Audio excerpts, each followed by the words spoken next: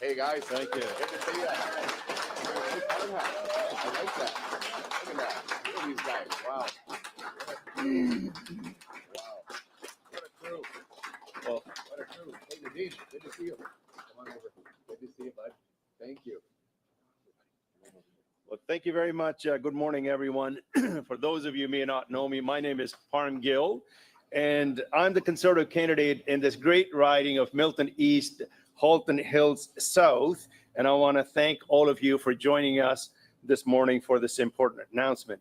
And I have the honor of hosting Pierre Poilievre today for our Canada First announcement in my riding of Milton East, Halton Hills South, the riding that I've had the honor of getting elected twice and representing provincially.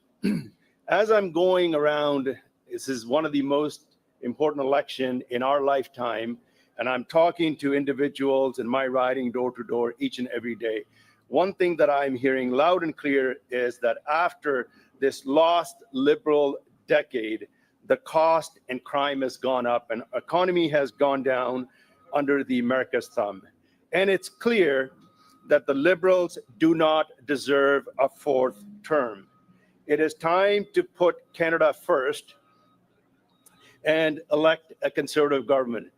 The only individual that has the ability to take our country in the right direction and provide that strong leadership nationally is Pierre Poilievre, leader of the Conservative Party of Canada. So it is my honor to invite Pierre Poilievre to share the important announcement today right here in Milton East, Halton Hills South.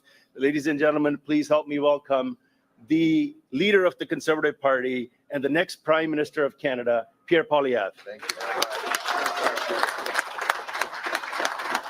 Merci, Parm. Merci, Parm. Merci, Parm. Merci beaucoup, Nadim Akbar. Thank you very much, Nadim Akbar, our other great candidate here to put Canada first for a change. And thanks to the workers who are wearing those stickers that say axe the tax on a day when we're going to announce cutting housing taxes by $100,000 a home.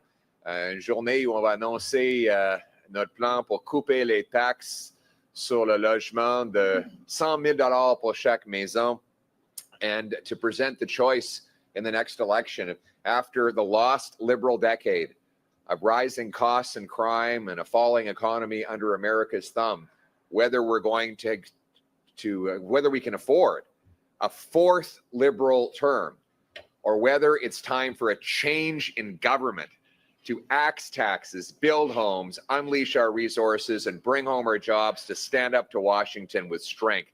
That's the choice in this election.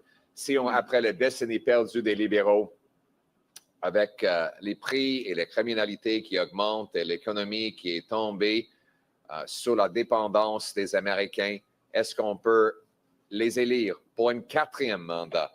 Ou bien est-ce que c'est le temps pour un changement dans le gouvernement avec un nouveau gouvernement conservateur qui va couper taxes et impôts, bâtir des logements et libérer nos ressources naturelles pour confronter Washington avec la force pour faire changement?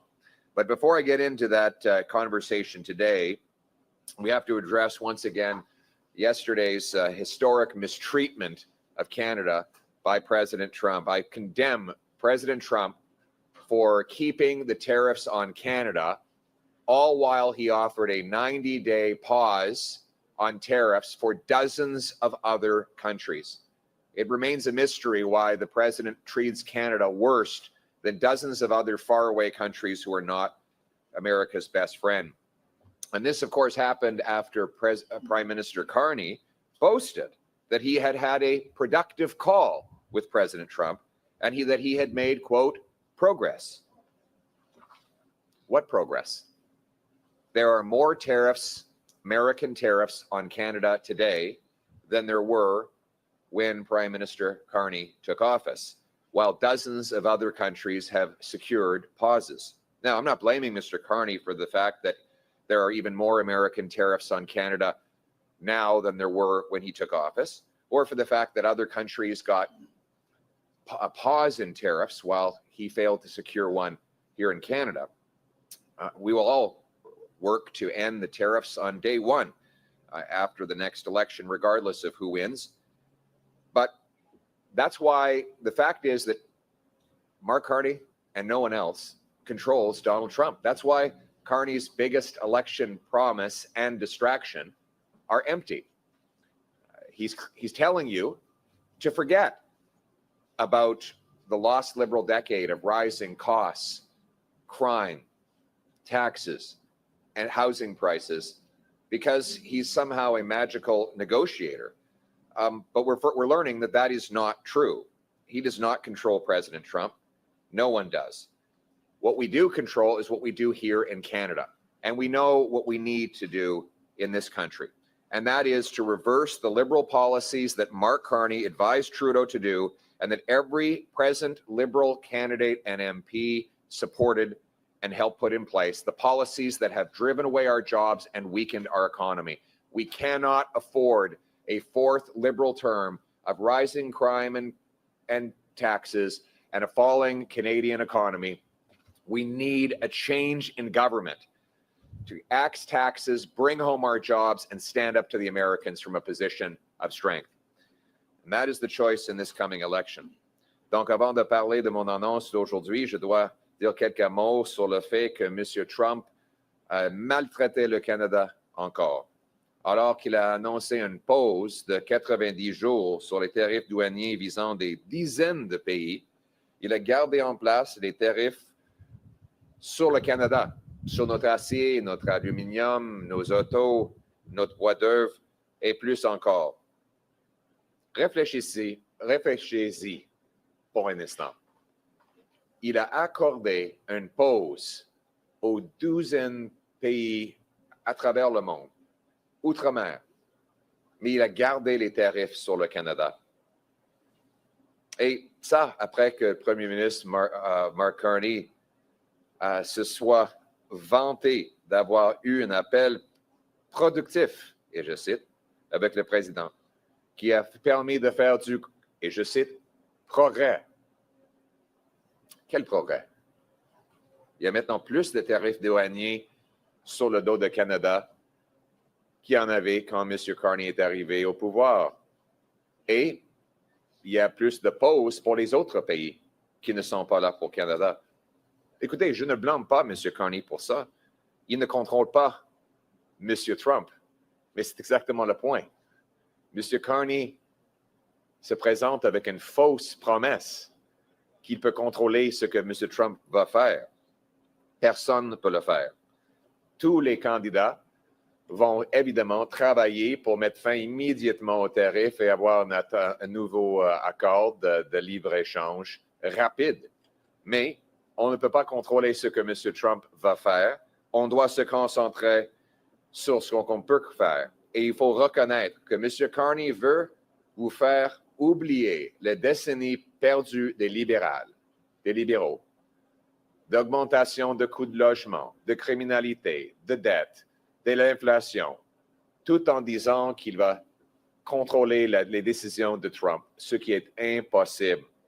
On va contrôler ce qu'on peut contrôler, et c'est-à-dire reconstruire notre économie faible en renversant les politiques libérales que Carney a conseillées à Justin Trudeau et que chaque ministre libéraux a mis en place depuis 10 ans. Le choix est de savoir si on peut se permettre un 4e mandat pour les libéraux ou si c'est le temps pour un changement de gouvernement avec des conservateurs qui vont couper les taxes et impôts bâtir des logements, libérer nos ressources naturelles pour pouvoir faire face aux Américains avec la force.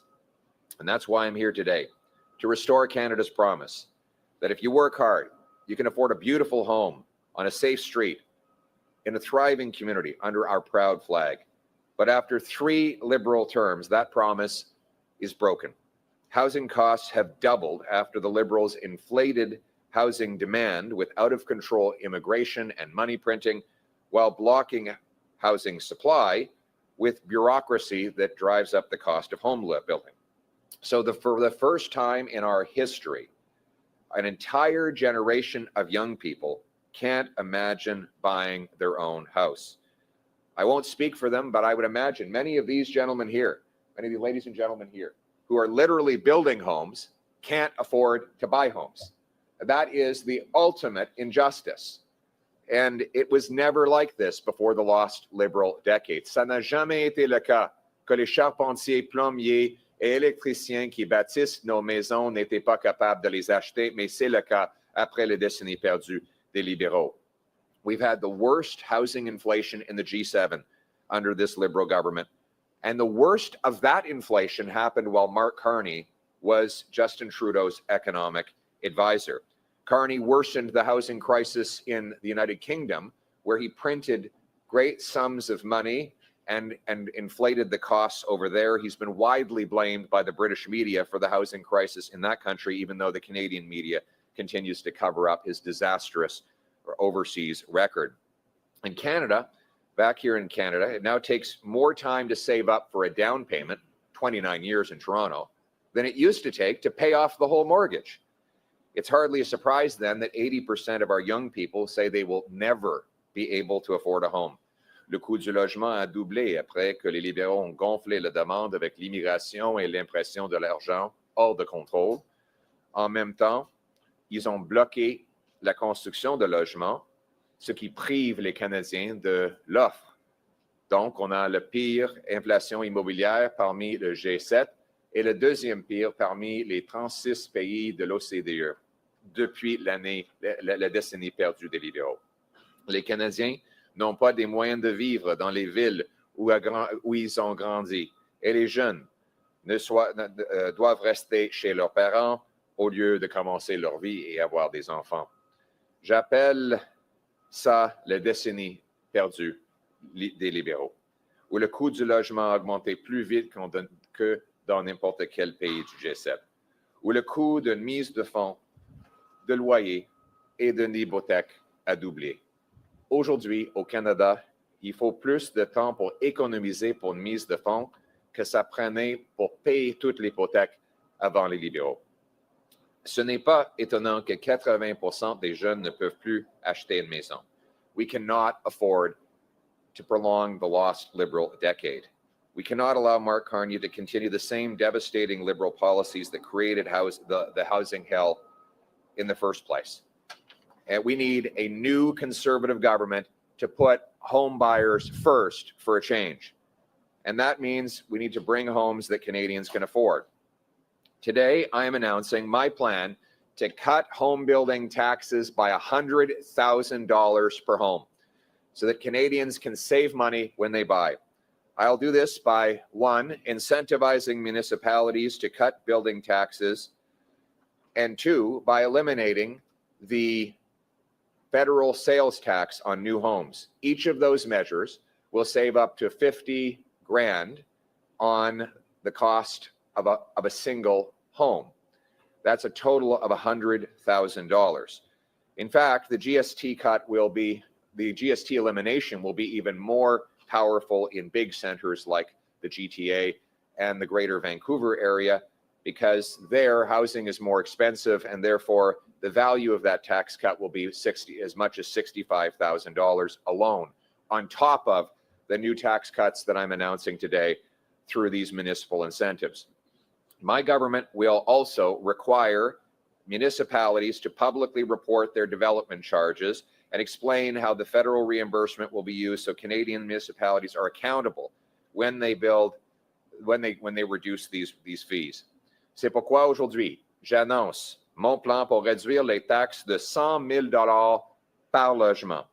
Je vais le faire en incitant des municipalités à réduire leurs taxes sur la construction qui augmentent le coût.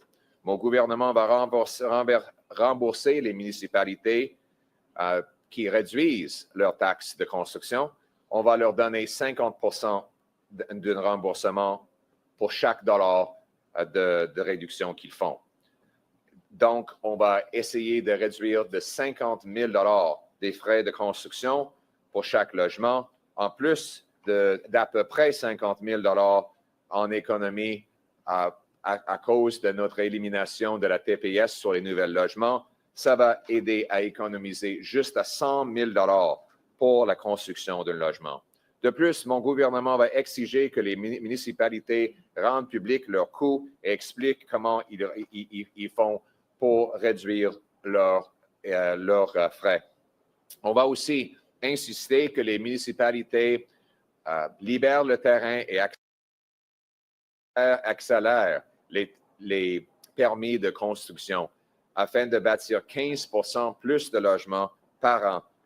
Over three terms, the Liberal government has allowed taxes and development charges to spiral out of control, making the cost of housing even more expensive. Today, in Ontario, 30% of the cost of a new home is just direct government taxes. Sales tax, land transfer tax, development taxes.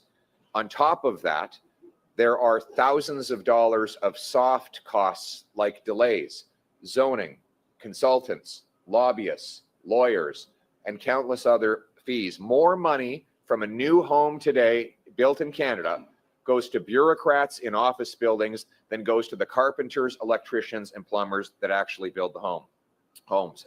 Here in Toronto, development charges or building taxes have gone from $30,000 to $140,000. Across Canada, development charges are up $27,000 in the last 2 years. These government costs are passed on to home buyers, turning the dream of home ownership into a nightmare. Instead of challenging these city gatekeepers who jack up development charges, the Liberals have rewarded them. Take the City of Toronto. The Liberals gave the City of Toronto $471 million as a reward for having increased their development charges by 42%. What is the consequence of this for everyday Canadians?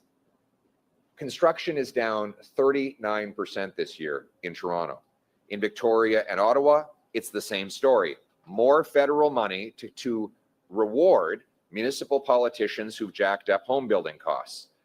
They both raised their fees by 21 and 55% both raised their fees, and resulting reductions in home building have been 21% in Ottawa and 55% in Victoria. Now, Mark Carney has publicly committed to continuing with these same policies. His present-day Liberal housing minister says that the federal government will keep giving money to municipalities who raise home building taxes. Mr. Carney has also brought in the same housing minister that gave us the worst housing costs in the history of Canada, Sean Fraser. The same Liberal MPs, same Liberal ministers, same Liberal policies, same Liberal promises that doubled housing costs. We can't double down on doubling costs. It's even the words. Mark Carney is famous for plagiarizing. Of course, he plagiarized his way through university. He's now plagiarizing Justin Trudeau. Trudeau said in 2017, we are getting the federal government back into the business of housing. Well, this week, Mark Carney said, we're getting government back in the business of building affordable homes. So it's almost a precise plagiarization of his protege. But the point is, nothing is changing. It's the same Liberal promise. The only difference is now Mr. Carney is promising a $35 billion modular home program. Well, it turns out that Brookfield is invested in modular homes. So he's got another conflict of interest that will be good for him, good for bureaucrats, but won't build any houses for Canadians. So Carney has no plan to get a single house built. He has a plan to build more liberal bureaucracy and to profit his own company. We don't need to build bureaucracy. In Ottawa, we need to build houses in our communities. We've lived through these last 10 years of repeated promises. We should never have believed them. and we should definitely not believe them now. As I said, 3 strikes, you're out. They've had 3 terms, and a 4th will only make it worse. Mark Carney s'est publiquement engagé à poursuivre les mêmes politiques libérales qui ont doublé le coût du logement. Il a les mêmes ministres, les mêmes députés, les mêmes promesses électorales que les libéraux font depuis 10 ans. Il promet maintenant de retourner le gouvernement dans le business de construire des logements. C'est une promesse presque mot pour mot que Justin Trudeau a dit il y a 10 ans. Je cite, « Et nous n'avions pas de remis le gouvernement fédéral dans le secteur du logement. Tout serait bien pire en ce moment, a dit M. Trudeau. Et aujourd'hui, M. Carney dit, nous remettons le gouvernement dans le secteur de la construction de logements abordables. Presque un plagiat mot pour mot. Les mêmes politiques, les mêmes promesses, les mêmes libéraux avec des mêmes résultats. Une nouvelle bureaucratie à Ottawa ne va jamais bâtir des logements. Ils ne peuvent même pas livrer des passeports. Comment est-ce qu'on s'attend à ce qu'ils vont pouvoir bâtir des logements? C'est juste plus de gouvernement, plus de bureaucratie, plus de rêves irréalistes des libéraux avec les mêmes personnages libéraux. We don't need another pie-in-the-sky, $35 billion government bureaucracy in Ottawa to break the same promises that they've been breaking for a decade. Like Justin Trudeau, Mark Carney simply doesn't understand the struggles of ordinary Canadians who are priced out of their communities and out of the dream of home ownership. We cannot afford a 4th Liberal term of doubling housing costs. We need a new government for a change that will axe taxes, cut red tape, remove bureaucracy to build homes you can actually afford and put homeowners first for a change. We will restore the promise of home ownership. We will remove the bureaucracy to make it happen, cut the taxes by $100,000 a home, incentivize the municipalities to speed up their permits, sell off 6,000 federal buildings and thousands of acres of federal land to build, train up 350,000 brilliant young tradespeople with powerful apprenticeship programs.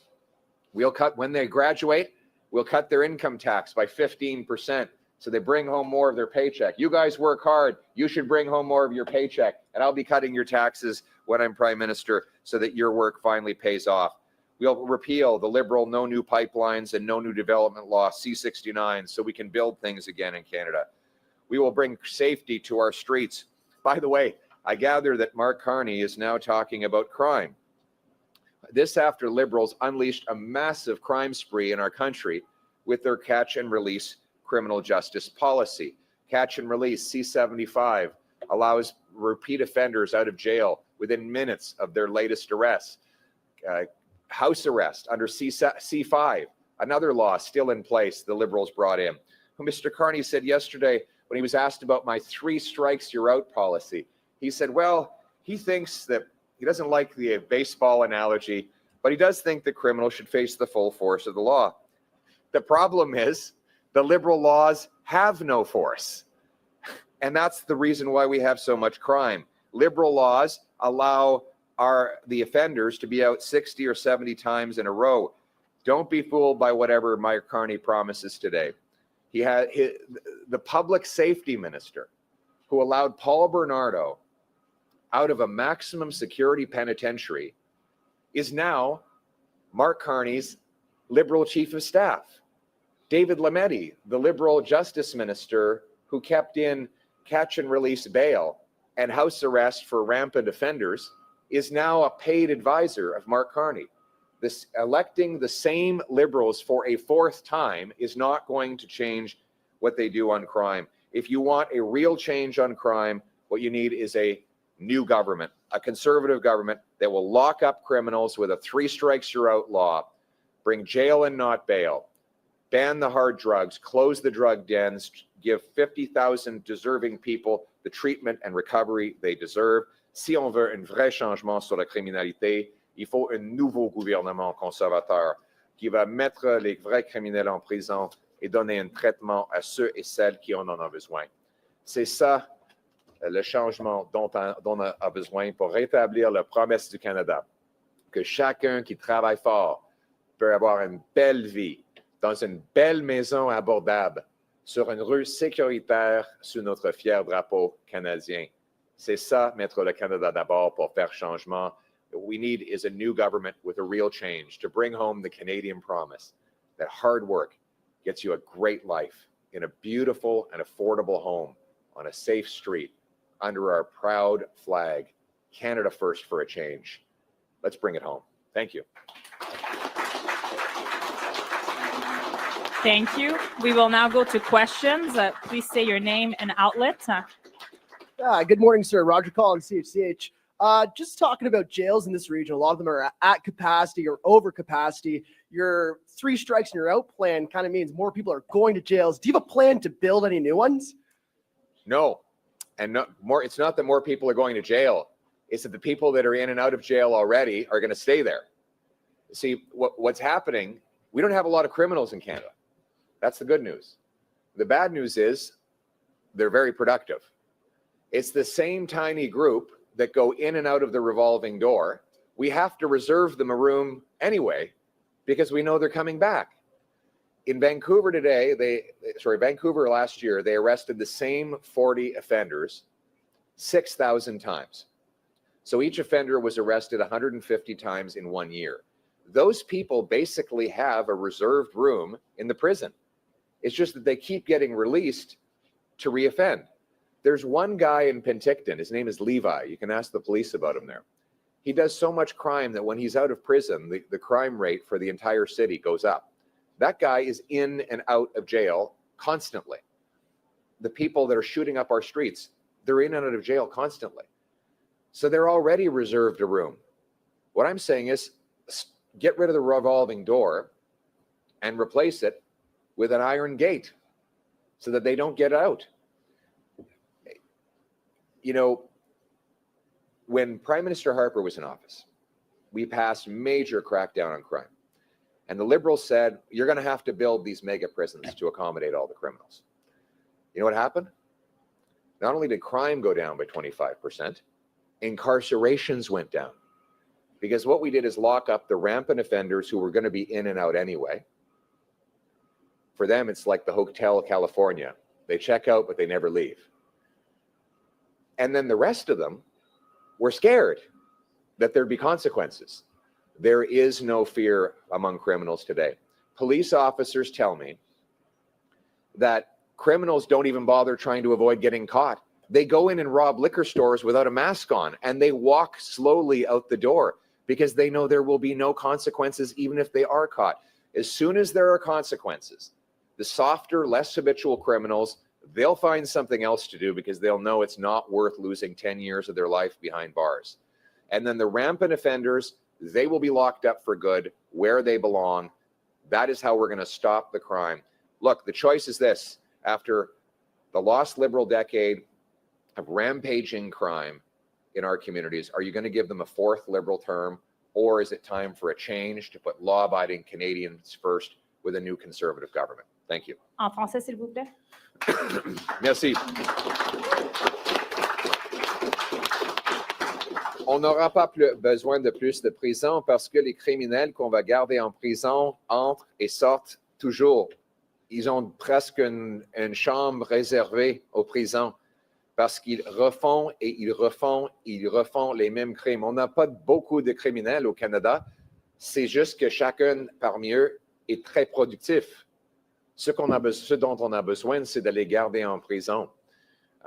Il y a, par exemple, à Vancouver, les mêmes 40 criminels ont été arrêtés 6000 fois. Donc, si on garde ces mêmes 40 personnes en prison au lieu de les libérer une fois après l'autre, ça ne va pas augmenter la population en prison, ça va simplement les garder là. Donc, quand M. Harper a mis en place des mêmes politiques, on a vu une réduction de criminalité de 25%. En plus, moins de personnes en prison parce que les criminels moins sérieux ont décidé de ne plus faire la crime à cause des conséquences réelles. Ça va réduire les crimes. Après 10 ans des libéraux, est-ce qu'on veut un 4e mandat de crime et de chaos, ou est-ce qu'il faut que ça change avec un nouveau gouvernement conservateur qui va mettre la sécurité des Canadiens d'abord. Merci. Thank you. We'll go to the next question. Good morning, Mr. Poilievre. This is Good day. Milton Chopra from Prime Asia. Hi, Nitin. Good to see you. Thank you. Mr. Poilievre, crime is a serious issue, and you recently held a Stop the Crime rally. And Yes. for last 5 years, we covered so much of crime incidents every day, multiple incidents, car thefts to home invasions. And in last 10 days, there was more than six deaths inside the house shooting, and those people we Six lost deaths? Where? in GTA. In And GTA. the businessmen are targeted. Earlier it was extortions, now it's a shootout. And you recently announced the new 3 strikes. You are out of law. If you are serious in the crime, my questions here, because most of the police associations, most of the law enforcement agencies are endorsing you. And if you're serious in stopping the crime, the question is, why can't we punish the criminals on the first conviction? Why can't we have the laws like Dubai or a US? And why can't we have the self-protection laws here in Canada? Thank you. Thank you. Good question. And you're right. It has been absolute crime and chaos in the GTA after the lost Liberal decade. And we cannot trust the same Liberals who caused the problem to fix it.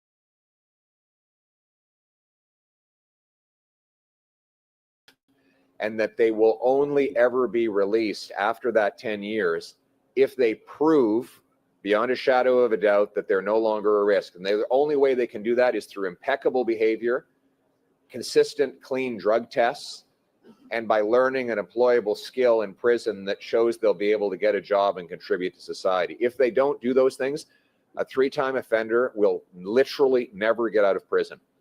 And so this will be the biggest crackdown on crime in Canadian history. We will be locking up the criminals for good, and your community, Nitin, will be safe once again for a change. Thank you. En français, s'il vous plaît. La question, c'est pourquoi 3 au lieu d'1? Premièrement, on a déjà annoncé qu'on va mettre en place des peines obligatoires pour les criminels sérieux, que ce soit le trafic d'armes, de fentanyl ou de traite de personnes, que ce soit d'autres crimes violents, les crimes faits aux femmes et aux enfants seront punis avec des peines obligatoires aussi. En la première fois. Mais on ajoute en ça 3 coups et c'est fini. Ça va garantir que les criminels vont rester en prison peut-être pour la vie, mais au moins 10 ans après la 3e fois. Et la seule façon qu'ils vont pouvoir se libérer, c'est en prouvant qu'ils ont changé, que leur comportement est parfait et que leur test le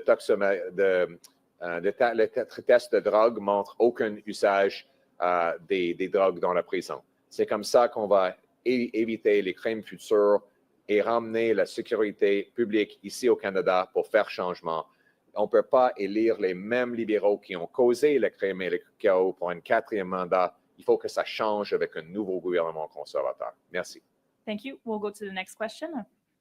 Good morning, Rachel Aiello, CTV News. We've met people at your rallies who don't believe the polls.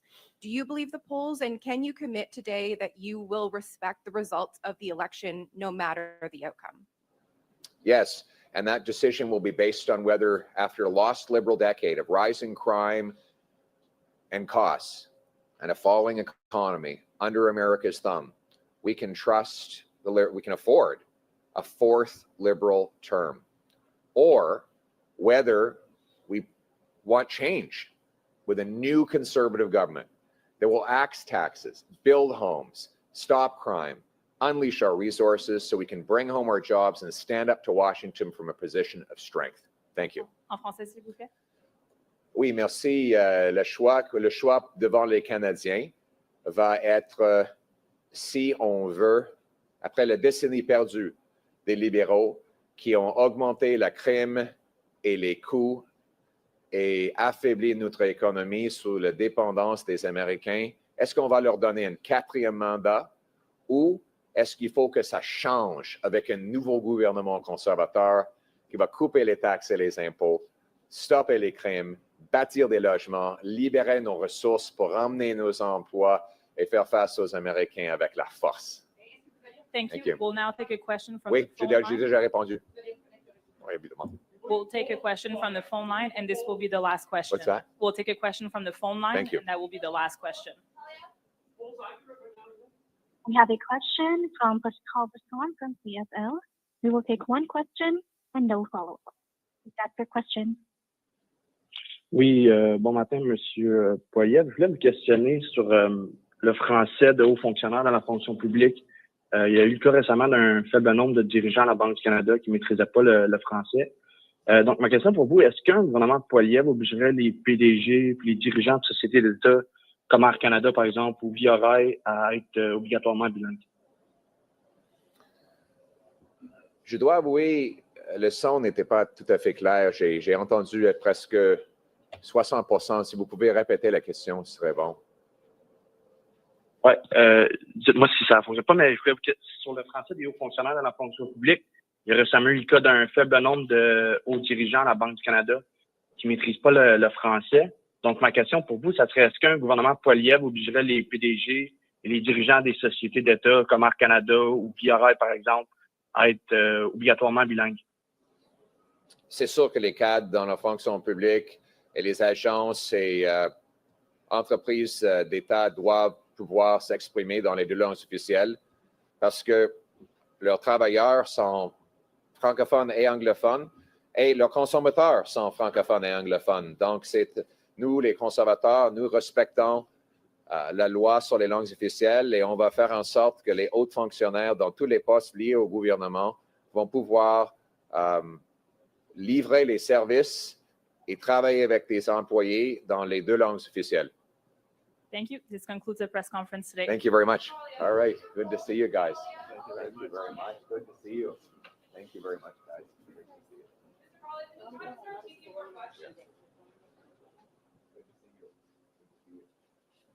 you guys.